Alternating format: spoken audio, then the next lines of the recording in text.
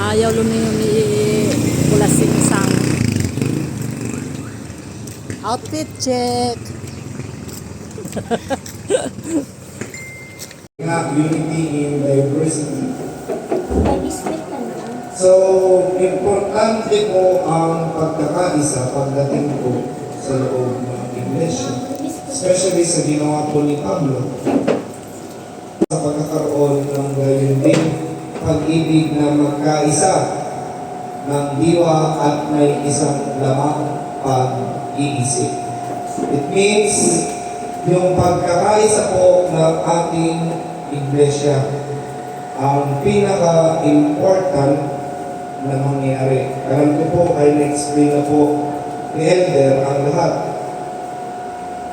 Ano po ang inyong pong tanong? Ito na-explain na.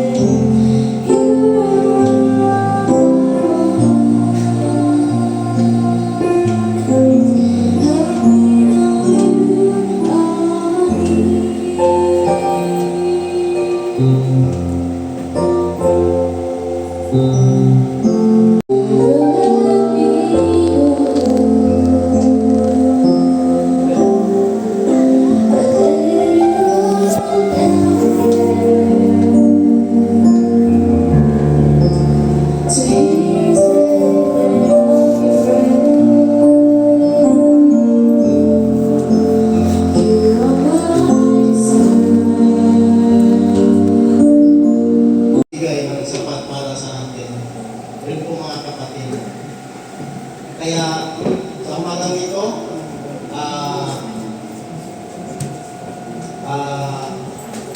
sa muli mga kapatid, ikinalulubog ng Diyos. Naman yung sila, ang bus, ang driver, yung mga pasahero niya, nagpipray, yung pala malapit sa Panginoon, ang mga pasahero niya sa driver, malapit sa Panginoon. Bakit? Nagpipray talaga sila kasi takot sila baka ma-aksidente o madisgrasya kanilang sinasakyang bus. Pero yung mga nagkikinig sa iyo ay natutulog. Kaya yung mga kapatid, ibig sabihin, kung ang ating mga pag-aralan ngayon ay hindi akma sa banal na kasulatan, ay hindi tayo maniwala, hindi totoo yun. Pero kung ang ating pag-aralan ay talagang nakasulat sa banal na kasulatan, ay yan po ay napakahupi galing sa Panginoon. Pakinggan natin yan mga kapatid. Ang ating pag-aaral ngayon mga kapatid ay story sa Bible. Mga story sa Bible. Dito tayo sa The Good Samaritan.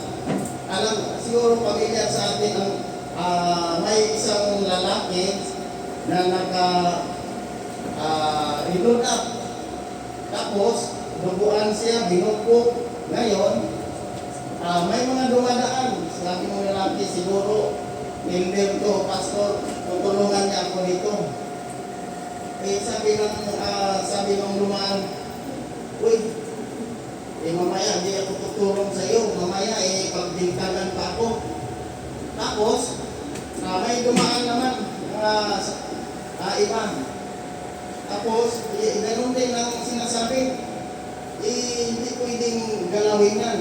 Kasi pagbintangan ka dyan na ikaw yung nag-hold up.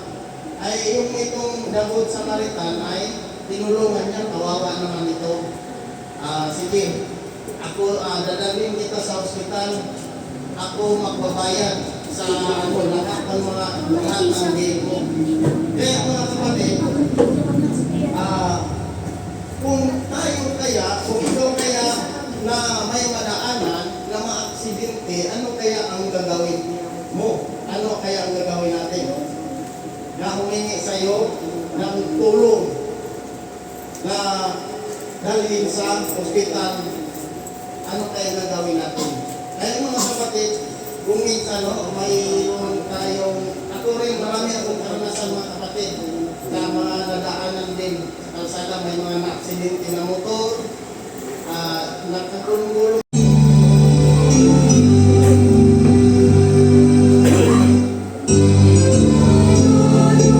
I have heard thy voice and I told thy love to me. But I long to rise in the arms of faith and be those be nearer, nearer to the cross where thou hast died. Draw me nearer, blessed Lord, to the precious bleeding side.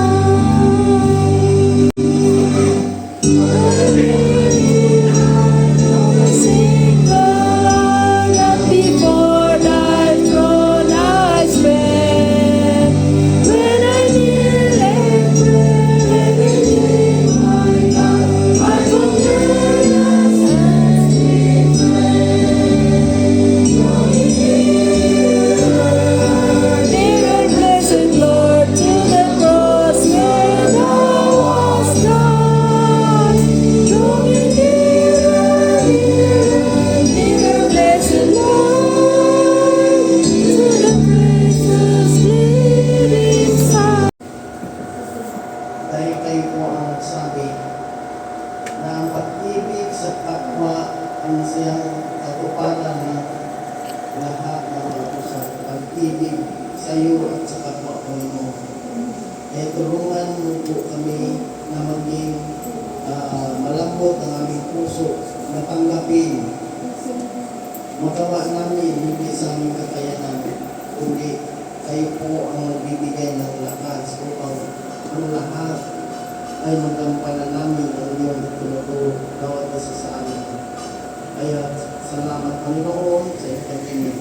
Lahat ng aming kahilingan ipagkatiwala sa aming tagapagligtas Panginoon sa Amen.